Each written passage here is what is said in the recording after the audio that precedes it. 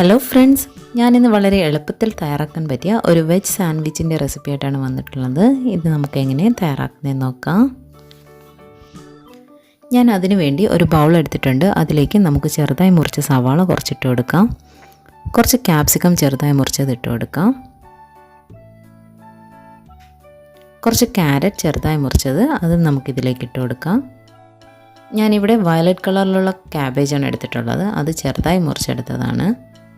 നമ്മുടെ സാൻഡ്വിച്ചിന് നല്ല കളർഫുള്ളായിരിക്കാൻ വേണ്ടിയാണ്. ഇതിലേക്ക് നമുക്ക് ഒരു 3 ടേബിൾ സ്പൂൺ മയണൈസ് ചേർത്ത് കൊടുക്കാം. മയണൈസിൻ്റെ വീഡിയോ ഇതിനു മുമ്പ് ഞാൻ അപ്ലോഡ് ചെയ്തിട്ടുണ്ട്. അതിൻ്റെ ലിങ്ക് ഞാൻ ഡിസ്ക്രിപ്ഷൻ ബോക്സിൽ ഇട്ടേക്കാം. എരിവിന് വേണ്ടി 1 ടീസ്പൂൺ ക്രഷ്ഡ് ചില്ലി നമുക്ക് ചേർത്ത് കൊടുക്കാം. ഞാനിവിടെ കിസാൻ്റെ ഷെസ്വാൻ സോസാണ് എടുത്തിട്ടുള്ളത്. അതിൽ നിന്ന് 1 ടീസ്പൂൺ നമുക്കിതിലേക്ക് ചേർത്ത് കൊടുക്കാം. എല്ലാം കൂടെ നമുക്ക് നല്ലതുപോലെ ഇളക്കി യോജിപ്പിക്കാം.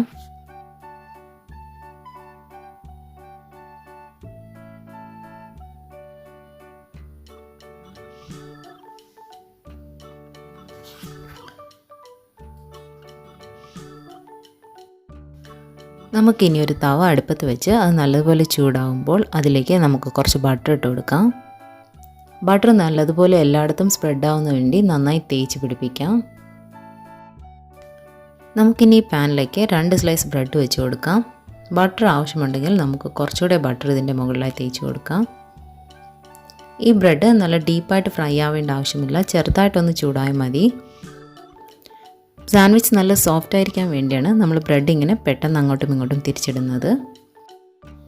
നമുക്കിനി ഈ ബ്രെഡിലേക്ക് നമ്മുടെ ഫില്ലിംഗ് വെച്ച് നന്നായി സ്പ്രെഡ് ചെയ്ത് കൊടുക്കാം.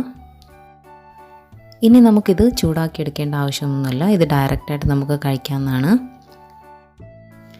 ഈവനിങ് ടൈമിലൊക്കെ ഈസിയായിട്ട് ചെയ്യാൻ പറ്റിയ ഒരു സാൻഡ്വിച്ചാണ്.